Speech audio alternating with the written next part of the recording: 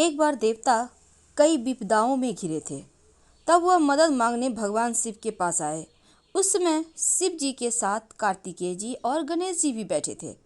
देवताओं की बात सुनकर शिव जी ने कार्तिकेय और गणेश जी से पूछा कि तुम में से कौन देवताओं के कष्टों का निवारण कर सकता है। तब कार्तिकेय जी और गणेश जी दोनों ने ही स्वयं को इस कार्य के लिए सक्षम बताया। इस पर भगवान शिव ने दोनों की परीक्षा लेते हुए कहा कि तुम दोनों में से जो सबसे पहले पृथ्वी की परिक्रमा करके आएगा वही देवताओं की मदद करने जाएगा। भगवान शिव के मुख से यह वचन सुनते ही कार्तिकेय जी अपने वाहन मोर पर बैठकर पृथ्वी की परिक्रमा के लिए निकल गए। लेकिन गणेश जी सोच में पड़ गए कि वह चूहे पर ऊपर चढ़कर सारी पृथ्वी की परिक्रमा करेंगे तो इस कार्य में उन्हें बहुत समय लग जाएगा। तभी उन्हें एक उपाय सूझा। गणेश जी अपने स्थान से उठे और अपने माता पिता की 7 बार परिक्रमा करके वापस बैठ गए। अब परिक्रमा करके लौटने पर कार्तिकेय जी स्वयं को विजेता बताने लगे। तब शिव जी ने श्री गणेश से पृथ्वी की परिक्रमा ना करने का कारण पूछा। गणेश जी कहते हैं कि माता पिता के चरणों में ही समस्त लोक है। यह सुनकर भगवान शिव ने गणेश जी को देवताओं के संकट दूर करने की आज्ञा दी। इस तरह से भगवान शिव ने गणेश जी को आशीर्वाद दिया कि चतुर्थी के दिन जो तुम्हारा पूजन करेगा, रात में चंद्रमा को अर्घ्य देगा, उसके तीनों ताप यानी दैहिक, दैविक, भौतिक दूर हो जाएंगे। इस व्रत को करने से व्रतधारी के सभी तरह के मनोकामनाएं पूर्ण होंगे, उनके दुख दूर होंगे, उनके जीवन में भौतिक सुखों की प्राप्ति होगी और चारों तरफ से मनुष्य की सुख समृद्धि बढ़ेगी। पुत्र पौत्र आदि धन ऐश्वर्य की कमी नहीं रहेगी।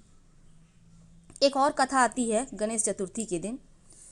एक समय की बात है कि राजा हरिश्चंद्र के राज्य में एक कुम्हार था। वह मिट्टी के बर्तन बनाता लेकिन वे कच्चे रह जाते। एक पुजारी की सलाह पर उसने इस समस्या को दूर करने के लिए एक छोटे बालक को मिट्टी के बर्तनों के साथ आग में डाल दिया। उस दिन संकष्टी चतुर्थी का दिन था।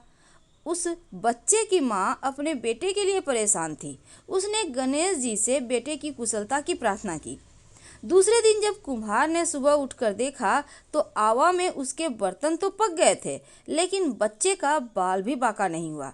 अब वह डर गया और राजा के दरबार में जाकर सारी घटना बता दी।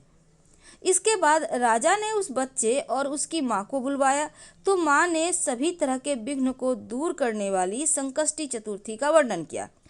इस घटना के बाद से महिलाएं संतान और परिवार के सौभाग्य के लिए संकट चौथ का व्रत रखने लगी। एक तीसरी कहानी भी आती है। एक समय की बात है कि भगवान विष्णु का विवाह लक्ष्मी जी के साथ निश्चित हो गया। विवाह की तैयारी होने लगी। सभी देवताओं को निमंत्रण भेजे गए लेकिन गणेश जी को निमंत्रण नहीं दिया गया। अब भगवान विष्णु की बारात जाने का समय आ गया। सभी देवता अपनी पत्नियों के साथ विवाह समारोह में आए। सब ने देखा कि गणेश जी कहीं नहीं हैं। तब वे आपस में चर्चा करने लगे कि क्या गणेश जी को न्योता नहीं दिया गया या स्वयं गणेश जी ही नहीं आए। सभी को इस बात पर आश्चर्य होने लगा। तभी सबने विचार किया कि विष्णु भगवान से इसका कारण पूछा जाए।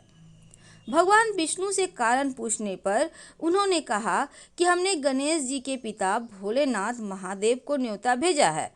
यदि गणेश जी अपने पिता के साथ आना चाहते हैं तो आ जाते। अलग से न्योता देने की क्या आवश्यकता है। दूसरी बात यह भी है कि उनको 1.25 मन मूंग, 1.25 मन चावल, 1.25 मन घी और 1.25 मन लड्डू का भोजन दिन भर में चाहिए। यदि गणेश जी नहीं आएंगे तो कोई बात नहीं, दूसरे के घर जाकर इतना सारा खाना पीना भी तो अच्छा नहीं है।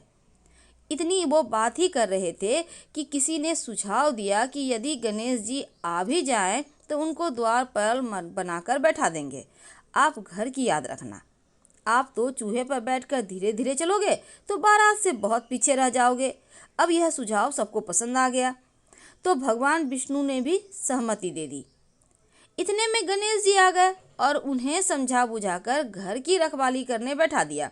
बारात चल दी। तब नारद जी ने देखा कि गणेश जी तो दरवाजे पर ही बैठे हुए हैं तो वे गणेश जी के पास गए और रुकने का कारण पूछा। गणेश जी कहने लगे कि भगवान विष्णु ने मेरा बहुत अपमान किया है।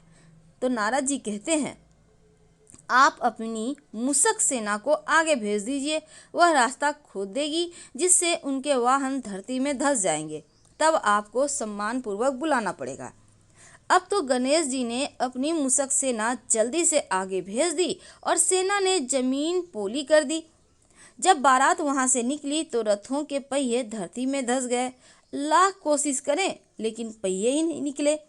सभी ने अपने अपने उपाय किए लेकिन पहिए निकले ही नहीं बल्कि टूट गए। किसी को कुछ भी समझ में नहीं आ रहा था कि क्या किया जाए।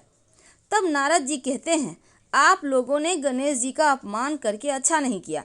यदि उन्हें मना कर लाया जाए तो आपका कार्य सिद्ध हो सकता है और वह संकट टल सकता है। शंकर भगवान ने अपने दूत नंदी को भेजा और गणेश जी को लेकर आ गए।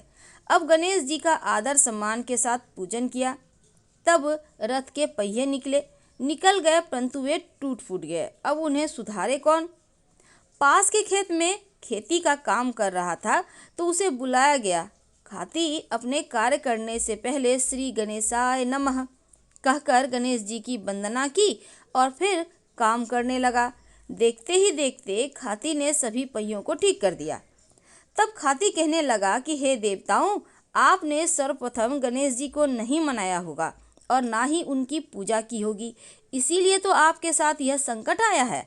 हम तो मूर्ख अज्ञानी हैं, फिर भी पहले गणेश जी को पूजते हैं, उनका ध्यान करते हैं, और आप लोग तो देवतागण हैं, फिर भी गणेश जी को कैसे भूल गए? अब आप लोग भगवान श्री गणेश जी की जय बोलकर जाएं तो आपके सब काम बन जाएंगे और कोई संकट भी नहीं आएगा।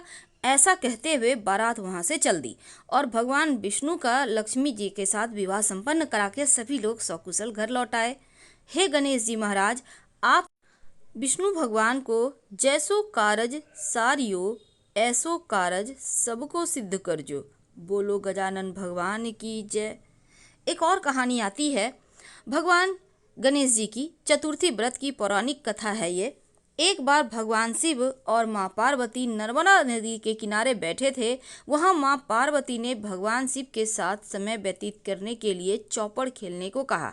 अब शिव जी चौपड़ खेलने के लिए तैयार हो गए, लेकिन इस खेल में हार जीत का फैसला कौन करेगा, यह प्रश्न सबके समक्ष उठा। तो भगवान शिव ने कुछ तिनके एकत्रित करके उसका एक पुतला बनाकर उसकी प्राण प्रतिष्ठा कर दी। पुतले से कहा कि बेटा, हम चौपड़ खेलना चाहते हैं परंतु हमारी हार जीत का फैसला करने वाला कोई नहीं है, इसलिए तुम बताना इन दोनों में कौन हारा और कौन जीता। इसके बाद भगवान शिव और माँ पार्वती का चौपड़ खेल शुरू हो गया। यह खेल 3 बार खेला गया और संयोग से तीनों बार माँ पार्वती की जीत हुई। खेल समाप्त होने के बाद बालक से हार जीत का फैसला करने को कहा गया तो उस बालक ने महादेव का नाम कहा, उनको विजयी बता दिया। अब यह सुनकर माँ पार्वती क्रोधित हो गईं और क्रोध में उन्होंने बालक को लंगड़ा होने, कीचड़ में पड़े रहने का श्राप दे दिया। बालक ने माता पार्वती से माफ़ी मांगी और कहा कि यह मुझसे अज्ञानवश हुआ है, इसलिए मैंने किसी द्वेष भाव से ऐसा नहीं किया। बालक द्वारा क्षमा मांगने पर माता ने कहा, यहाँ गणेश पूजन के लिए नाग कन्याएं आएंगी, उनके कहे अनुसार तुम गणेश व्रत करो, ऐसा करने से तुम मुझे प्राप्त करोगे। यह कहकर माता पार्वती शिव के साथ कैलाश पर्वत चली गईं। 1 वर्ष के बाद उस स्थान पर नाग कन्याएं आई। तब नाग कन्याओं ने श्री गणेश व्रत का विधि मालूम करने के लिए उस बालक ने 21 दिन लगातार गणेश जी का व्रत किया। उसकी श्रद्धा से गणेश जी प्रसन्न हुए। उन्होंने बालक को मनोवांछित फल मांगने को कहा।